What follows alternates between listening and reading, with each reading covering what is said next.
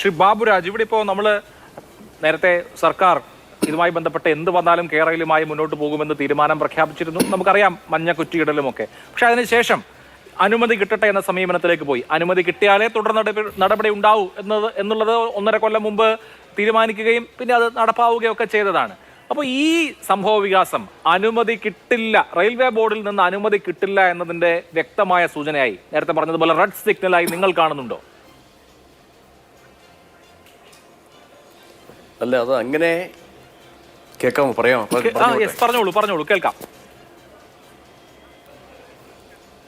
അത് അങ്ങനെ കാണാൻ കഴിയില്ല. റെയിൽവേ ബോർഡിൻ്റെ പരിഗണനയിൽ ഇപ്പോഴും ഉണ്ട്.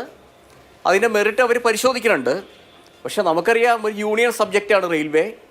ഇപ്പോൾ നമ്മുടെ ബഹുമാനപ്പെട്ട പ്രകാശൻ മാസ്റ്ററിനെ പോലുള്ള ആളുകൾ പറയുന്നത് ഇന്ത്യയിൽ വളരെ സസ്റ്റൈനബിളായ, അഫോർഡബിളായ, എല്ലാവർക്കും ഉപയോഗിക്കാൻ കഴിയുന്ന ഏറ്റവും ചീപ്പായ ഒരു പൊതുഗതാഗത സംവിധാനത്തിന് വലിയ ആഘാതങ്ങളൊക്കെ ഏൽപ്പിച്ചുകൊണ്ട് അതിനെ വളരാൻ വിടാതെ, അതിൻ്റെ യാതൊരു വികസന സാധ്യതകളെയും അനുവദിക്കാതെ സിൽവർ ലൈൻ പോലെ ഒരു പ്രോജക്റ്റ്, അതായത് കേരളത്തിലെ പൊതുസമൂഹത്തിൽ ഒരു 10% മാത്രം അഫോർഡ് ചെയ്യാൻ പറ്റുന്ന എന്തെങ്കിലും വന്നേക്കാവുന്ന ഒരു പ്രോജക്റ്റിന് വേണ്ടി വരുന്ന 70 വർഷത്തോളം പ്രപ്പോസ് ചെയ്യപ്പെടുന്ന ഇന്ത്യൻ റെയിൽവേ സംബന്ധമായ എല്ലാ വികസന പദ്ധതികളും തള്ളിക്കളയണം, അത് ഉപേക്ഷിക്കണം എന്നുള്ളൊരു വാദഗതിയിലാണ് അദ്ദേഹം നിൽക്കുന്നതെന്നാണ് തോന്നുന്നത്.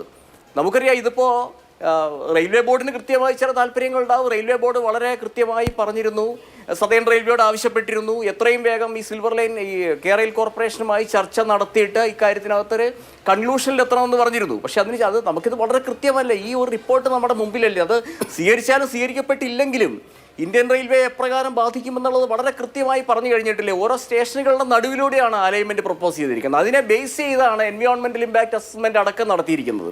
അപ്പോൾ ഇതൊരു കാരണവശാലും ഇത് നടത്തിക്കൊണ്ട് പോകാൻ സാധിക്കില്ല എന്നുള്ളത് വളരെ വ്യക്തമായ കാര്യമല്ലേ. 40 മീറ്റർ റെയിൽവേ സ്റ്റേഷൻ്റെ 40 മീറ്റർ അടിയിൽ നിർമ്മിക്കാൻ ഉദ്ദേശിക്കുന്ന സ്റ്റേഷൻ, അതേസമയം അതിൻ്റെ റോറോ അടക്കമുള്ള സംവിധാനങ്ങൾക്ക് വേണ്ടി മാറ്റി നിർത്തിയേക്കുന്ന പ്രദേശം കൃത്യമായി റെയിൽവേയുടെ ഭാവി വികസനത്തിന് വേണ്ടി അവർ മാറ്റിവെച്ചിരിക്കുന്ന പ്രദേശങ്ങൾ. അതേപോലെ 7.8 മീറ്ററിൻ്റെ ഒരു കഥയൊക്കെ പറഞ്ഞു. യഥാർത്ഥത്തിൽ ഈ 7.8 മീറ്റർ വിട്ടിട്ടുള്ള ഭൂമി കൊടുക്കാമെന്നുള്ളൊരു പ്രപ്പോസൽ വന്ന കാലത്ത് ഇന്നത്തെ പോലെ 130 കിലോമീറ്റർ വേഗതയിൽ എല്ലാ ട്രെയിനുകളും ഓടിക്കുകയും ക്രമേണ ഇത് 160 കിലോമീറ്റർ വേഗതയിലേക്ക് എത്തിക്കുമെന്നുള്ളൊരു പ്രോജക്റ്റ് ഇന്ത്യൻ റെയിൽവേക്ക് ഉണ്ടായിരുന്നില്ല.